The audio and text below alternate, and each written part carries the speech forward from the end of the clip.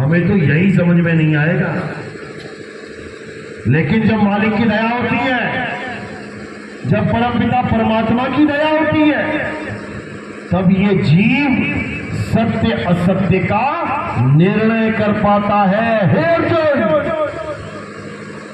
जो लोग अपनी आत्मा में रमण करते हैं, जो अपनी आत्मा में तृप्त हैं, जो अपनी आत्मा में संतुष्ट हैं, उनके लिए कोई धर्म धार्मिक कर्म कर्तव्य लागू ही नहीं होता। अध्याय 3 17वां श्लोक, अध्याय 3 17वां श्लोक आपको कोई सुनाएगा नहीं, क्योंकि अगर ये श्लोक आपके समझ में आ जाए तो इस दुनिया में जितना भी असत्य है, जितने भी लोग असत्य की दुकान खोल के बैठे हैं, जितने भी लोग भगवान के नाम पे असत्य की पूजा करवा रहे हैं, इन सब की दुकानें हिल जाएंगी। इसलिए आपको घर में गीता रखना भी अलाउड नहीं करते। कई लोग कहते हैं घर में महाभारत गीता नहीं होनी चाहिए। किस किस ने ये बात सुनी अपने जीवन में? हाथ खड़ा करो। जो लोग सुने हैं कि घर में महाभारत गीता नहीं होनी चाहिए, जबकि हमारा सबसे बड़ा ग्रंथ हिंदू लोगों का सबसे बड़ा ग्रंथ गीता ही है, और उसी को घर में नहीं रखवाया जाता। क्यों? क्योंकि जिसने गीता पढ़ ली वो सत्य सत्य का भेद समझ जाता है, उसके बाद वो असत्य को ग्रहण नहीं करता। लेकिन रामचरितमानस को घर घर में पहुंचाया गया। किस किस के घर में है रामचरितमानस? किस किस ने अपने जीवन में एक बार भी पाठ करवाया रामचरितमानस? हाथ खड़े करो। यहां भले कम है, लेकिन ज्यादातर लोग हर साल रामचरितमानस का पाठ करवाते हैं। 3-3 दिन चलता है लगातार, कहीं कहीं 2-2 दिन चलता है लगातार। क्यों करवाते हैं? गीता का पाठ क्यों नहीं करवाते घर घर में? क्योंकि रामचरितमानस का पाठ करके आपकी श्रद्धा शरीर से जुड़ जाती है। किसके शरीर से? राम जी से, सीता जी के शरीर से, हनुमान जी के शरीर से, लक्ष्मण जी के शरीर से, और आप उनका पूरा परिवार अपने घर में स्थापित कर लेते हो। राम जी, लक्ष्मण जी, जानकी जी और साथ में हनुमान जी बैठे हैं। पूरा परिवार आपने स्थापित कर लिया। कौन सा ग्रंथ पढ़ के? रामचरितमानस। लेकिन जब आप गीता पढ़ते हो तो आप हर प्रकार के शरीर को त्याग देते हो, क्योंकि गीता में आप स्पष्ट रूप से समझ जाते हो कि ये शरीर असत्य है। चाहे वो मेरा है, चाहे वो आपका है, चाहे वो किसी देवी देवताओं का है, सबका शरीर पैदा होता है, सबका शरीर एक दिन नाश हो जाता है। गीता में शरीर की पूजा लिखी ही नहीं है। गीता में केवल सत्य का निर्णय किया गया है कि सत्य है क्या। हे अर्जुन, इस दुनिया में केवल एक सत्य है।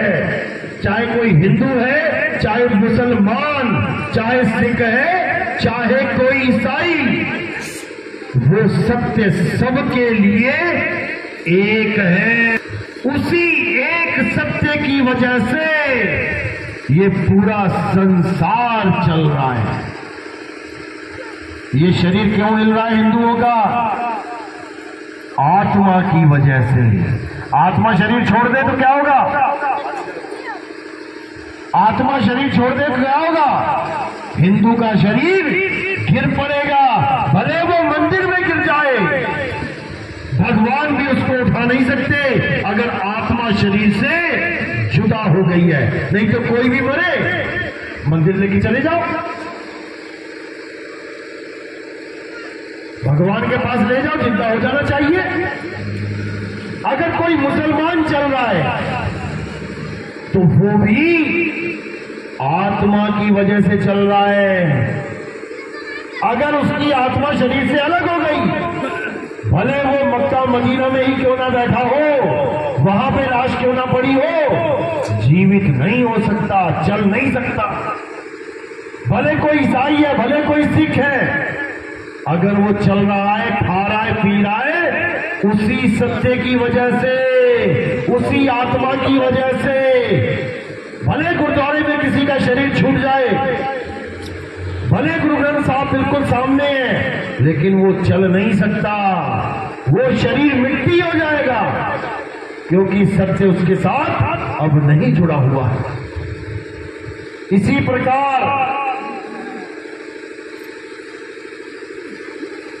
इस दुनिया में जितने भी लोग हैं, भले वो किसी भी धर्म के हो, किसी भी जात के हो, किसी भी पंथ के हो, वो उस आत्मा के द्वारा ही चल रहे हैं, उस आत्मा के द्वारा ही ये जीवन मिला हुआ है। अगर वो आत्मा शरीर से अलग हो गई तो मेरे भाई किसी भी धर्म, किसी भी पंथ का हो, वो चल नहीं सकता, उसको जलाया या दफनाया ही जाएगा। तो इसीलिए गीता में बिल्कुल स्पष्ट लिखा है कि हे अर्जुन, अगर इस दुनिया में कुछ पूजनीय है तो केवल आत्मा है। लेकिन अब आत्मा की पूजा करे तो करे कैसे? आत्मा तो दिखाई नहीं देती, मूर्ति दिखाई देती है, पूजा कर लेते हैं, पीपल का पेड़ दिखाई दिया, पूजा कर ली, तुलसी की पेड़ दिखाई दी, पूजा कर लिया। ये आत्मा की पूजा कैसे होती है भाई? तो आत्मा का नाम तो सुना है ना सबने? किस किसने सुना है आत्मा का नाम? आप खड़े करो जरा। सबने सुना है, बहुत अच्छी बात है, बहुत अच्छी बात है, सुना सबने, लेकिन जानता कोई नहीं। सब अपनी अपनी आत्मा लेके आए हो ना यहाँ पे? किसी की आत्मा घर पे नहीं छूट गई, किसी बक्से में, किसी संदूक में, सब लेके आए हो। चलो बताओ फिर आत्मा कैसी होती है? आत्मा होती कैसी है? तुम मोबाइल लेके आए हो साथ में, तुम घड़ी लेके आए हो, तुम कपड़े लेके आए हो, बिंदी, लिपस्टिक, पाउडर लगा के आए हो, कान में कांटे पहन के आए हो, तुम्हें हर चीज के बारे में पता है कौन चीज कैसी होती है, लेकिन आत्मा भी आई है तुम्हारे साथ। तुम आत्मा बताओ कैसी होती है? लंबी है, छोटी है, नाटी है, मोटी है, पतली है, गोरी है, काली है, गोल है, चौकोर है, काली है, गोरी है, ठंडी है, गर्म है, कैसी है ये आत्मा? किसी को नहीं पता। यही कबीर साहब समझा रहे हैं कि कबीर आत्मज्ञान का पड़ा नगर में शोर। अभी पूछा था किस किसने आत्मा का नाम सुना है? सबने खड़ा कर दिया। शोर मचा हुआ है पूरा, पूरे नगर में शोर है। तुम किसी से भी पूछ लो, हिंदू से पूछ लो, मुसलमान से पूछ लो, सिख से पूछ लो, ईसाई से पूछ लो कि भैया आत्मा पता है तुम्हें? आत्मा क्या है? हाँ हाँ मुझे पता है आत्मा होती है। होती कैसी है? यार ये नहीं पता है भाई। तो यही कबीर साहब समझा रहे हैं। कबीर आत्मज्ञान का अरे पड़ा नगर में शोर, और पूछो कैसी आत्मा तो देते दांत निपोर।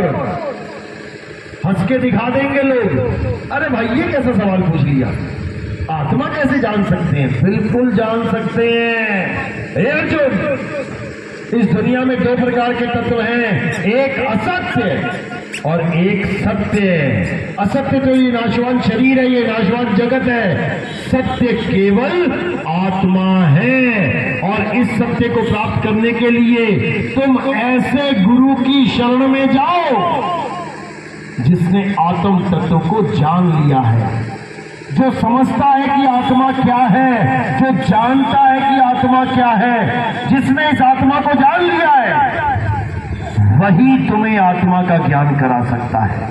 जिसने अपनी आत्मा को नहीं जाना, वो तुम्हें भी तुम्हारी आत्मा का ज्ञान नहीं करवा सकता। अध्याय 4 34वां श्लोक अच्छी तरह पढ़ो, यही समझाता है। एक बार आत्मा का ज्ञान हो जाने पर ये जीव कभी असत्य की पूजा नहीं करता, ये कभी मंदिर नहीं जाता, ये कभी मस्जिद नहीं जाता, ये कभी गुरुद्वारे, कभी चर्च नहीं जाता, ये कभी पीपल नहीं पूजता, ये कभी नमाज नहीं पढ़ता, ये हर प्रकार के कर्म कांड से न्यारा हो जाता है। हे अर्जुन, जो अपनी आत्मा में तुष्ट हो जाते हैं, जो अपनी आत्मा में तृप्त हो जाते हैं, जो अपनी आत्मा में लीन हो जाते हैं, वो कभी किसी अन्य जीव पर, किसी अन्य वस्तु पर निर्भर नहीं रह जाते। उनको सारी उम्र कभी किसी मंदिर में ना भी जाना पड़े, उनको तब भी परमात्मा मिल गया। वो कभी नमाज ना पढ़े, उसको तब भी अल्लाह मिल गया। वो कभी गुरुद्वारे ना जाए, उसे तब भी वाहेगुरु मिल गया। और जो कभी चर्च ना जाए, तब भी उसे गॉड मिल गया। ये आत्मा ऐसी चीज है। लेकिन आत्मा का ज्ञान ना होने के कारण ये जगत के गुरुआ लोग जीवों को भरमा देते हैं, भगवान के नाम पे भरमा देते हैं कि राम चाहिए, राम राम करना पड़ेगा। कृष्ण जी चाहिए, हरे कृष्ण राधे राधे करना पड़ेगा। अल्लाह चाहिए, अल्लाह करना पड़ेगा। अरे मुझे पानी चाहिए, मुझे भोजन चाहिए, मुझे सोना चाहिए, मुझे हीरा चाहिए, क्या करना पड़ेगा? मुझे पानी चाहिए तो क्या मुझे पानी जपना पड़ेगा कि मैं जपूंगा पानी पानी पानी पानी पानी पानी? अरे पानी करता प्यासा ही मर जाऊंगा। पानी करने से किसी की प्यास नहीं बुझने वाली। ऐसे ही राम करने से किसी को राम मिलने वाला नहीं। बाबा नानक की वाणी क्या कहती है? राम करता सब जग फिरे, राम न पाया जाए। ये राम ऐसे नहीं मिलेगा भाई, इतना सस्ता नहीं है राम कि राम चाहिए तो राम जप लिया, कृष्ण चाहिए तो राधे राधे जप लिया। इतना सस्ता समझ लिया क्या तुमने? इतना सस्ता नहीं है। ये तब मिलता है जब तुम्हें कोई आत्म ज्ञान का भेद बताने वाला मिलता है, क्योंकि असली राम किसी मंदिर में नहीं है। और ना चोर जाता है मंदिर का गल्ला उठा के ले आता है। क्यों धनुष बाण नहीं चलाते राम? भोले शंकर का मंदिर सोमनाथ कितनी बार लूटा गया पता है? 17 बार लूट लिया गया। क्यों लूट लिया गया? भोले शंकर ने एक बार भी त्रिशूल ना मारा वहां पे किसी के, एक भी सांप पीछे ना छोड़ा किसी के, क्योंकि भोले शंकर वहां पर है ही नहीं। अरे तुम्हारे घर खुला हो, तुम सामने बैठे, किसी की हिम्मत नहीं कि तुम्हारे घर में जाके तुम्हारा टीवी एलसीडी उठा के बाहर ले आए। तुम वहीं से लाठी उठा के मारोगे सिर में, ओए भाई यहां से चोर कहीं का। एक आदमी का घर सेफ है, आदमी घर पे ना हो, तुम कुत्ता रख लो, कुत्ता भी तुम्हारे घर की रक्षा कर लेगा। लेकिन सोमनाथ का मंदिर 17 बार लूट लिया गया भाई, भगवान का घर लूट लिया गया। और केवल सोमनाथ का मंदिर नहीं, हमारे भारत देश को सोने की चिड़िया कहा जाता था। क्यों? यहां क्या सोने की चिड़िया उड़ती थी? सोने की चिड़िया इसलिए कहा जाता था क्योंकि गांव गांव में मंदिर थे, सोने ही सोने जड़े पड़े थे वहां पे। जो लोग दार्शनिक घूमने आते थे, जैसे तुम कहीं चले जाओ वीजा लेके घूमने, और तुम देखो वहां जाके कि अरे बाप रे बाप, यहां तो गली गली में सोना पड़ा हुआ है और कोई उठाने वाला नहीं है, तो तुम क्या करोगे? तुम जाओगे अपना घर वापस, अब तिगड़मबाजी लगाओगे, दिमाग लगाओगे, भाई ये सोना वहां गली गली में पड़ा है, इसको यहां तक कैसे लेके आया जाए। उसके बाद क्या होगा? उसके बाद आ जाएंगे लुटेरे लूटने, हाथी के हाथी, ऊंट के ऊंट लेके, और सब पे आक्रमण करके सारे मंदिर लूट के ले जाएंगे, ले जाएंगे। क्यों? हमारी मूर्खता के कारण। हम हैं दुनिया के सबसे बड़े बेवकूफ इंसान जो अपने आप को परम ज्ञानी मानते हैं। अपनी सोने की चैन होती है तो अलमारी में रखते हैं, अपनी सोने की घड़ी होती है तो तिजोरी में रखते हैं, और भगवान की मूर्ति 20-20, 50-50 किलो की सोने की मूर्ति हमने मंदिर में शरेआम छोड़ दी तो लुटेरे तो आएंगे ही। और भगवान ने कब कहा था कि मैं सोने का हूं, मुझे सोने का बनाओ? पत्थरों के भगवान बनाए गए शुरू में, तब भी अच्छा था। पत्थर पड़ा हुआ है, कौन लेके जाएगा लूट के उसको? हजारों पत्थर पड़े हैं, शिवलिंग, शिवलिंग ना ले गए लूट के।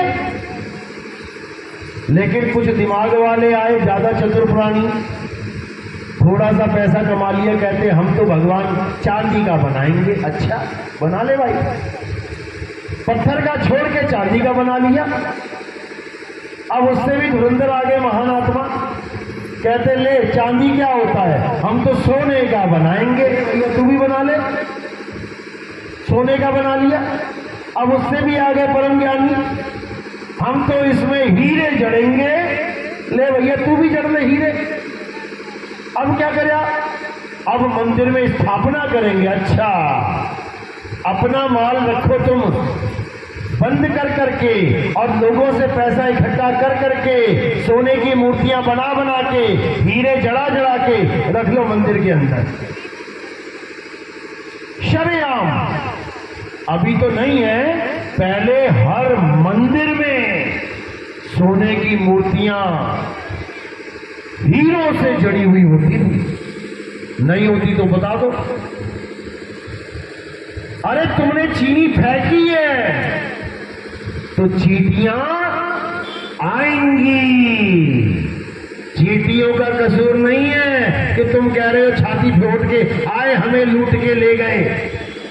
तुम्हारी मूर्खता की वजह से हमारे देश का अनमोल खजाना आज उन विदेशियों के पास पड़ा है, केवल हमारी मूर्खता की वजह से। हमने ये महामूर्खों वाले काम किए हैं। बड़ी बड़ी मंदिर बना के, बड़े बड़े सोने की मूर्तियां बना बना के, वही पैसा वही सोना अगर आज हमारे देश में होता तो लोग हमारे देश में आने के लिए लाइन में लगा के वीजा ले रहे होते।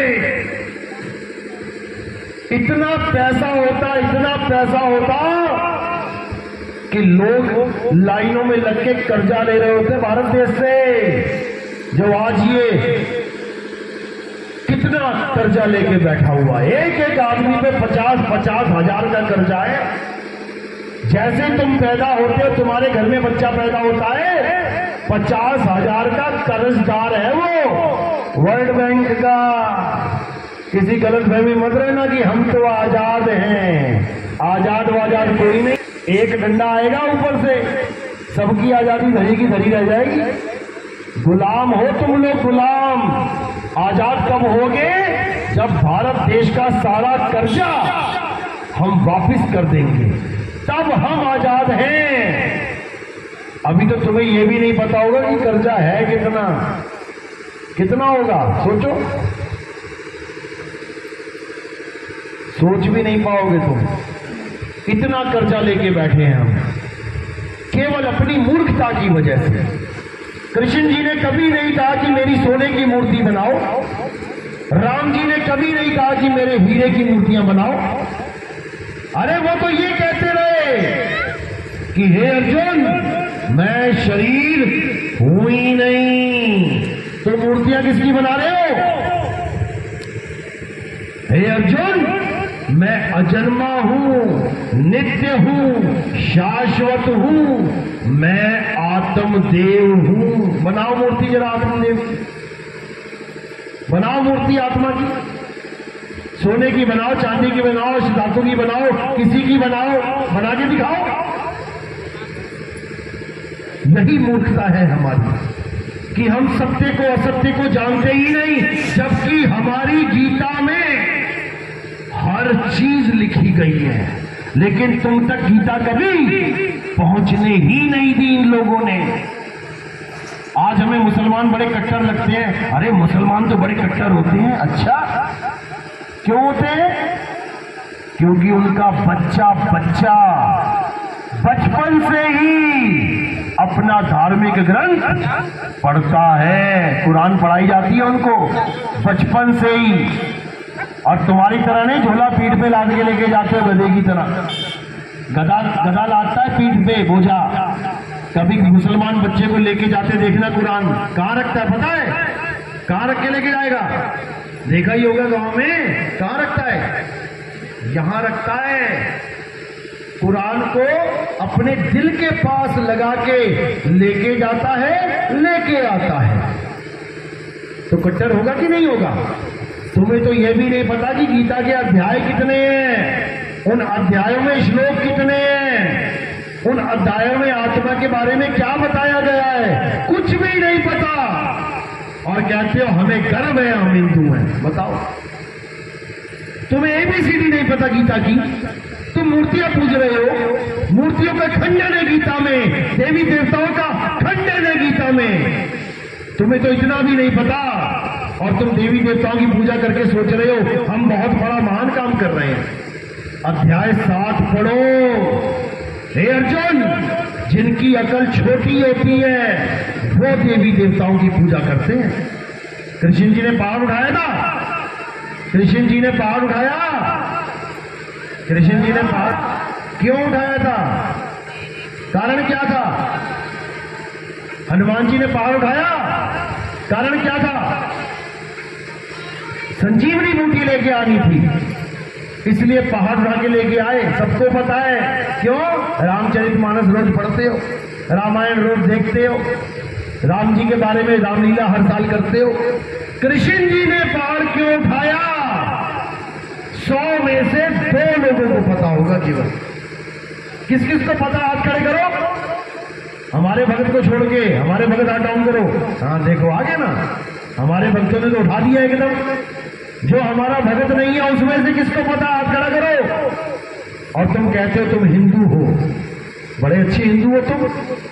कृष्ण जी की फोटो पूछते हो जो पहाड़ को लेके खड़ा है, लेकिन यही नहीं जानते खड़ा क्यों है। काहे के हिंदू हो तुम? समझ लो क्यों खड़े हैं। कृष्ण जी ने द्वापर युग में सब लोगों को यह बोल दिया था कि आज के बाद कोई भी देवी देवताओं की पूजा नहीं करेगा, नहीं करेगा। अच्छा काम किया या बुरा किया? अच्छा किया। चलो फिर कल से तुम भी मत करना।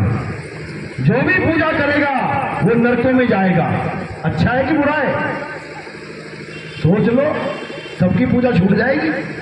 क्योंकि कृष्ण जी मना कर रहे हैं कि कोई पूजा पाठ नहीं करेगा, कोई हवन यज्ञ नहीं करेगा, कोई तीर्थ स्थानों पे देवी देवताओं के नहीं जाएगा, कोई किसी नदी में स्नान नहीं करेगा। समझे?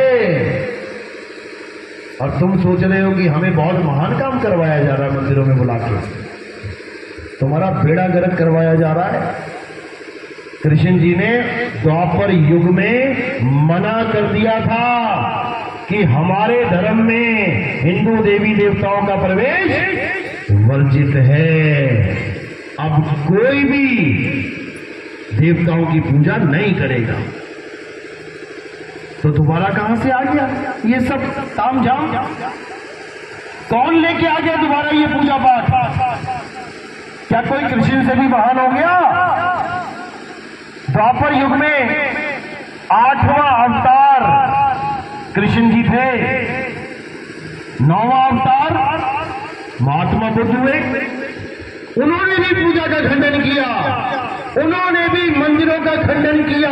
आज महात्मा बुद्ध वाला कोई भी हिंदू देवी देवताओं की पूजा नहीं करता, जबकि 9वां अवतार महात्मा बुद्ध हैं। सोचो, 8वें अवतार में सबको मना कर दिया गया और 9वें अच्छे कुचे थे उनका भी खंडन करवा दिया। बिल्कुल नहीं। तो ये पूजा पाठ, ये मंदिर कहां से आ गए दोबारा? किसी को समझ में नहीं आ सकता, क्योंकि यही काल का जाल है, यही माया का जाल है। तुम्हें माया ने फिर से दोबारा जाल में उलझा दिया है और तुम सोच रहे हो कि हम बहुत बड़ा काम कर रहे हैं। तुम अपना जन्म बर्बाद कर रहे हो। कृष्ण जी ने जब देवी देवताओं का खंडन कर दिया, उनकी पूजा हटा दी, तब जैसे तुम्हारा मन विचलित है, अच्छा देवी देवताओं की पूजा नहीं करेंगे तो करेंगे क्या? लोगों ने भी यही पूछा। तब कृष्ण जी ने क्या बोला कि जाओ गोवर्धन पर्वत की पूजा करो। बोला कि नहीं बोला? गोवर्धन पर्वत पूजवाया कि नहीं? सारे गए गोवर्धन पर्वत की पूजा करने, 5, 10, 15 मिनट करके वापस आ गए। कहते महाराज अब क्या करें, अब किसकी पूजा करें? क्योंकि आदतें पड़ चुकी थी दुनिया भर के देवताओं की पूजा रहना, 2-2 घंटा 5-5 घंटा हवन करना, पूरा पूरा दिन पाठ करना, इसी में जीवन बीत रहा था। अब 5-10 मिनट में पूजा करके वापस आ गए, अब क्या करें? कृष्ण जी परेशान कि ले फिर आ गया वापस, अब क्या करें? तो ऐसी पूजा करवाई उनसे कि पूरा दिन पूजा ही खत्म ना हुई। क्या करवाया बताएं? क्या करवाया? गोवर्धन पर्वत का चक्कर कटवाया। बेटा तू काट चक्कर। अब लगा बेचारा सुबह से 84 कोस की यात्रा करने को। सुबह बीत गई, दोपहर बीत गई, शाम बीत गई, थक हार के आया, पूछा हाँ करेगा पूजा देवताओं की? अरे मुझे सोने दो महाराज, मैं तो थक गया। अब पूरा दिन चक्कर कटवा रहे हैं। आज भी चक्कर काट रहे हैं वहां पे लोग। आज भी वृंदावन में उसी गोवर्धन पर्वत के चक्कर काट रहे हैं लोग। क्यों? क्योंकि कृष्ण जी का हुक्म था कि देवताओं की पूजा छोड़ो और गोवर्धन का चक्कर काटो। अच्छा, यानी गोवर्धन का चक्कर कटवाने आए थे वो हमें। उसको काटने से क्या होगा भाई? गोवर्धन के चक्कर लगाने से क्या होगा? मुक्ति मिल जाएगी? जी नहीं। जो लोग गोवर्धन का चक्कर काटते रहे, समय बीतता रहा और उनके दिल से देवताओं की श्रद्धा खत्म हो गई, कोरा कागज हो गए। अब वो आए लौट के कि महाराज जी अब क्या करें? अब उनको आत्म ज्ञान का पाठ करवाया गया कि अब जानो कि आत्म ज्ञान क्या है। अब तुम आगे की स्टेज में आओ, आगे के लेवल में आओ, आगे की पढ़ाई पढ़ो।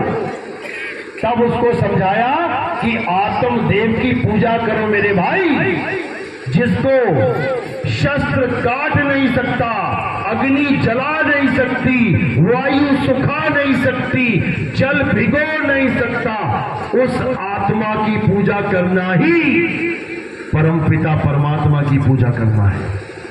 याद रखो, तुम्हारे घर में जो नमक है, एक चुटकी नमक खा लो, बिल्कुल वैसा ही स्वाद आएगा जैसा समुद्र में नमक पड़े हुए का स्वाद होता है। अपने घर के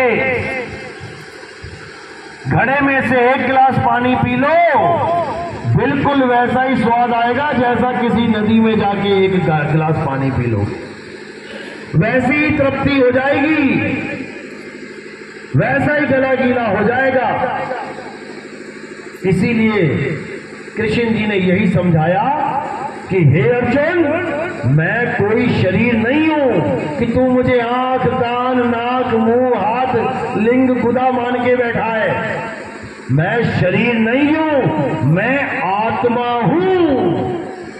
इस शरीर को चलाने वाली आत्मा हूं। ये शरीर तो कुछ समय के लिए मैंने धारण किया है, जैसे मैंने मछली का शरीर धारण किया था। पहला अवतार क्या था विष्णु जी का? मत्स्य अवतार। तब किसी ने ना कहा कि मछली ही विष्णु है। जब मैंने कछुए का अवतार धारण किया समुद्र मंथन के लिए, तब किसी ने ना कहा कि कछुआ ही विष्णु है। जब मैंने जंगली सुअर वराह दोनों दांतों के ऊपर पृथ्वी को उठा के लेके आया, तब किसी ने ना कहा कि जंगली सुअर वरा ही विष्णु है। और जब मैंने इंसान का रूप धारण कर लिया, राम और कृष्ण का, तो सब राम और कृष्ण का शरीर मान के बैठ गए कि यही राम है, यही विष्णु है। अरे जब मैं मछली नहीं रहा, जब मैं कछुआ नहीं रहा, जब मैं वरा नहीं रहा, तो इंसान कहां से हो गया? इंसान भी एक शरीर है और मैं शरीर नहीं हूं। अब ढूंढो क्या है वो। सारी उम्र लग जाएगी तुम्हारी ढूंढते ढूंढते कि विष्णु जी हैं क्या,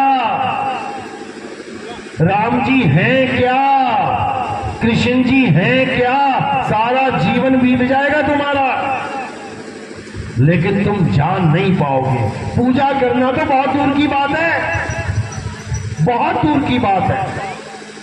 देवी भागवत पढ़ो, उसमें स्पष्ट लिखा है, उसमें ब्रह्मा जी को ज्ञान दिया जा रहा है, हे ब्रह्मा जी, मैं यानी देवी शेरावाली दुर्गा सृष्टि रचना से पहले ना तो स्त्री होती हूं, ना पुरुष होती हूं, और ना ही किन्नर होती हूं। यानी मैं शरीर नहीं हूं। जिसकी भी आप पूजा कर रहे हो वो शरीर नहीं है। शरीर तो धारण किया है। किसने धारण किया है? आत्मा ने।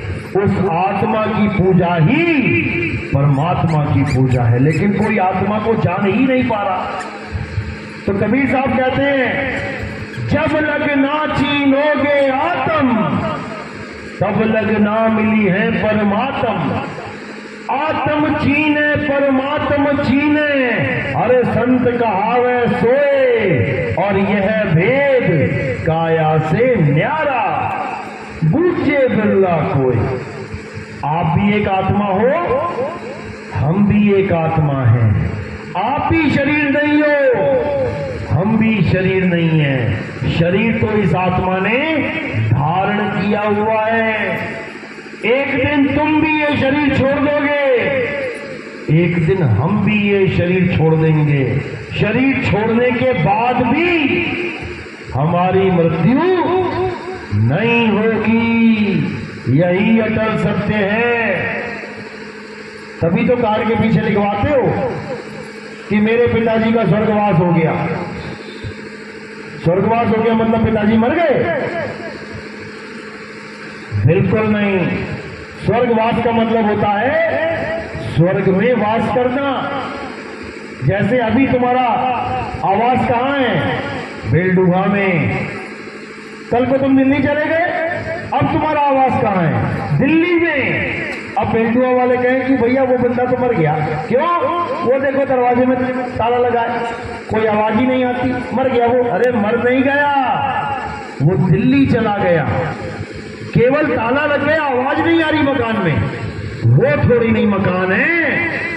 इसी प्रकार ये है वो मकान जिसमें पिताजी रहते थे तो बातें होती थी। अब चले गए तो ताला लगा के निकल गए। मकान में ताला लग गया और पिताजी चले गए स्वर्ग में, उनका वास हो गया स्वर्ग में। तो पिताजी मर थोड़ी नहीं गए, केवल इस दरवाजे को बंद करके चले गए। अब ये बोलेगा नहीं कुछ, बस इतना सा ही खेल है और कुछ नहीं। जिसके समझ में आ जाए उसका बेड़ा पार है, नहीं तो 84 तैयार है। जाओ कुत्ता बिल्ली हाथी घोड़ा बनो। अभी तो चूहा निकलता है तो कड़की लगा देते हो फंसाने के लिए, और जब तुम चूहे बन जाओगे, जब तुम चूहा बनके आटे को खोजोगे, रोटी के टुकड़े को खोजोगे, और लोगों ने कड़की लगा रखी होगी, जहर की गोली डाल रखी होगी, बड़े स्वाद से खाओगे, और जब तड़पोगे तब समझ में आएगा ये जीवन क्या था, इंसानी जन्म जो तुमने बर्बाद कर लिया। इसलिए देवी देवताओं की पूजा नहीं करनी है। किसकी पूजा करनी है? गुरु ग्रंथ साहब में गुरु नानक देव की वाणी है, कहते हैं आत्म देव पूजिए गुरु के सहज सुभाए। अगर किसी की पूजा करनी है तो केवल आत्मा की पूजा करनी है। अगर कोई ज्ञान प्राप्त करना है तो केवल आत्मा का ज्ञान प्राप्त करना है।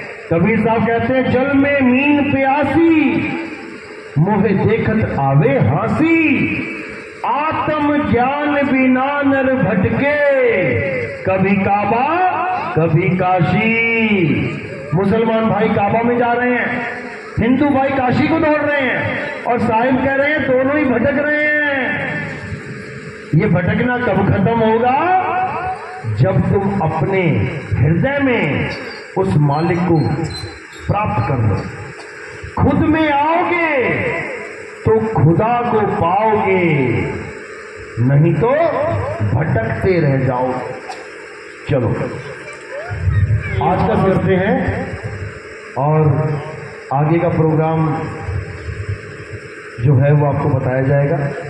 अब आरती का समय है। आरती कैसे करते हैं? हमारे पंथ में, हमारा कबीर पंथ है, हमारे पंथ में किसी फोटो की, कैलेंडर की, किसी मूर्ति की आरती पूजा नहीं की जाती, क्योंकि मूर्ति जीवित नहीं है।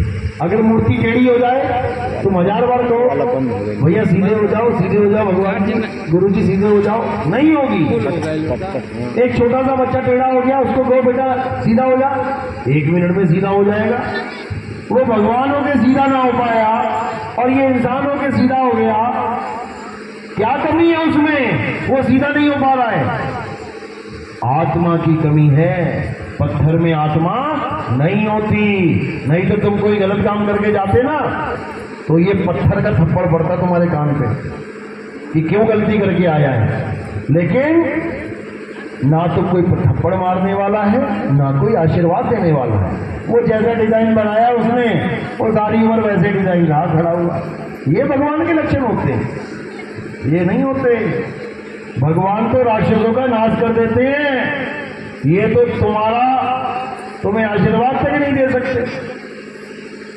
तो अज्ञान से बाहर आना है, आत्म देव की पूजा करनी है, जिसकी वजह से आप सब चल रहे हो। बिना आत्मा के कोई नहीं चल रहा है। कोई बिना आत्मा के चल रहा है? कोई नहीं चल रहा बिना आत्मा के। 24 घंटे करंट लगा रखा है तुमने आत्मा का। जैसे ये पंखा इतनी हवा दे रहा है, क्यों? करंट लगा हुआ है इसमें। करंट लगा है तो घूम रहा है, करंट हटा तो रुक गया। इसी प्रकार आत्मा लगी है साथ में तो तुम भाग रही हो। मेरे कपड़े, मेरी लिपस्टिक, मेरी बिंदी है, और आत्मा अलग, तो ऐसे नाले में गिर पड़ोगी। नाले में गिर जाओगी, उठने का भी याद नहीं है, उठ जाऊं मैं। इस आत्मा की वजह से ये सुंदर सुंदर बन के आ रही हो। आत्मा ना हो तो ये कपड़े भी खींच लेंगे लोग, नंगा करके भेज देंगे शमशान घाट में मरने के लिए, चलने के लिए। अगर तुम्हारी कदर पड़ रही है, तुम्हें कोई प्यार कर रहा है, तो क्यों? आत्मा की वजह से। माँ को बेटी प्यार कर रही है, बेटी को माँ, पति को पत्नी प्यार कर रहा है, पत्नी को पति, क्यों? आत्मा की वजह से। किसी की बीवी मर जाए, उसको कहो रखे जरा इसको महीना अपने साथ, कहेगा भैया चुड़ैल बन जाएगी, ले जाओ इसको, जला दो इसको। 2 रात नहीं काट सकता तुम्हारे साथ तुम्हारा पति, लाश के साथ काट के दिखा दे, है हिम्मत तो? सारा जीवन काट रहा है तुम्हारे साथ केवल आत्मा की वजह से। और अगर तुमने आत्मा को ही नहीं जाना, जो तुम्हारा प्रभु है, जिसको तुम कहते हो प्रभु के बिना पत्ता नहीं हिल सकता, अरे वो आत्मा है जिसके बिना पत्ता नहीं हिल सकता। वो आत्मा है जिसकी वजह से तुम्हारी उंगली हिल रही है। वो आत्मा ही प्रभु है जिसको तुम जानते नहीं हो और पत्थर को प्रभु मान के बैठ गए हो। वो पत्थर की सफाई ये आत्मा ही कर रही है, समझे? तो अब आत्मज्ञान को जानना है, देवी देवताओं की पूजा नहीं करनी है। किसके समझ में आ रही है बात? मेरी हाथ खड़े करो। हाँ, अभी आ गया ना। रामनवमी, अभी सब लाइन में खड़े हो जाएंगे। अभी आ गए ना गणेश चतुर्थी, अभी सब आ जाएंगे। हम करेंगे विसर्जन, हम करेंगे। ये माया ने ऐसा जाल बुन रखा है तुम्हें प्रभु से दूर करने के लिए, कहीं तुम्हारी मुक्ति ना हो जाए, इसलिए ऐसा भटका रखा है तुम्हें कि तुम्हारी हालत खराब हो जाएगी। देवी देवताओं पूछते हो, देवी देवताओं का राजा पता है कौन है? कौन है? इंद्र। इंद्र है ना देवी देवताओं का राजा। क्या करने गया था गौतम ऋषि के घर में? गौतम ऋषि के घर में क्या करने गया था? देवताओं का राजा। ये हाल है देवताओं के राजा का। और तुम सोच रहे हो हमारा स्वर्गवास हो जाए, पिताजी का स्वर्गवास हो जाए। अगर तुम चली गई इंद्र के यहाँ और कोई भक्ति करने बैठ गया ना कहीं खेत वेत में, तुम्हें भेज देगा, जाओ उसकी भक्ति भंग करके आ, कैसे भी आ। यहाँ तुम सती सावित्री बनी हुई हो, एक पति वाली, पता नहीं किस किस की पत्नी बना देगा वो। देखा कि नहीं देखा? टीवी में कोई भक्ति करने बैठता है तो इंद्र का सिंहासन डोलने लग जाता है। वो क्या करता है फिर? मेनिका को भेजेगा, नाचेगी जाके वहां पे।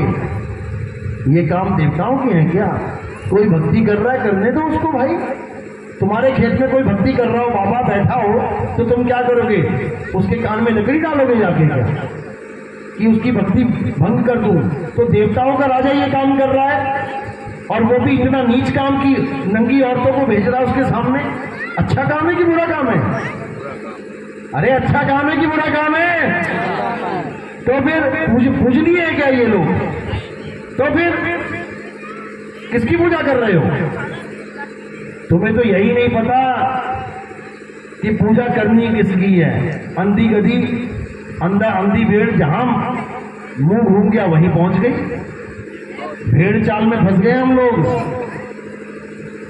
पूजनीय केवल एक है और वो है आत्मदेव, जिसको कोई काट नहीं सकता, मार नहीं सकता, जिसको कोई जला नहीं सकता। सारी दुनिया के लोग खड़े हो जाओ, अपने अपने भगवान को याद करो, भक्ति करो और वरदान मांगो, हे भगवान आत्मा मर जाए। तो मर जाएगी क्या? सारे मुसलमान एक जगह खड़े हो जाओ, सारे हिंदू एक जगह खड़े हो जाओ, सारे ईसाई, सारे अपने अपने भगवान से वरदान मांगो कि आत्मा मर जाए। तब भी ना मरेगी, क्योंकि आत्मा का ना तो कभी जन्म होता है ना ही कभी मृत्यु होती है। वो है असली भगवान, असली परमात्मा। ये नहीं है जो गौतम ऋषि के यहाँ जा रहे हैं, धक्के खा रहे हैं, फिर शराब खा खा के वापिस आ रहे हैं। समझे? चलो, तो अब आरती होगी। आरती में क्या होता है? हमारे यहाँ आत्मदेव की आरती होती है। आपने थोड़े से फूल मेरे सिर पे रखने हैं आके। सिर पे क्यों रखते हैं? क्योंकि पैर के अंगूठे से लेके सिर तक ये शरीर है। हमने फूल कहाँ समर्पित किए? शरीरों से परे, यानी ये फूल आत्मा को समर्पित हो जाते हैं। तो एक एक करके आना है, फूल सिर पे रखने हैं, थाली सामने होगी, दिया जला होगा, केवल थाली को हाथ लगा के नमस्कार कर देना है। कोई प्रचार में योगदान करना चाहेगा, सेवा करना चाहेगा, वो केवल पैरों में रखनी है। कोई गोद में ना रखे, कोई थाली में ना रखे, केवल पैरों में। कहते हैं संतों के चरणों में माया का स्थान होता है। तो अब आरती होगी। भैया आरती लगा लेना, जय जय सत्य कबीर। तो आज का सत्संग ये समाप्त करते हैं, आरती होगी। बोलिए परमपिता परमात्मा की, सतगुरुबंदी छोड़ कबीर साहिब की, सभी संतों की, सभी भक्तों की, आज के आनंद की, सकल हंस को बंदगी साहिब बंदगी।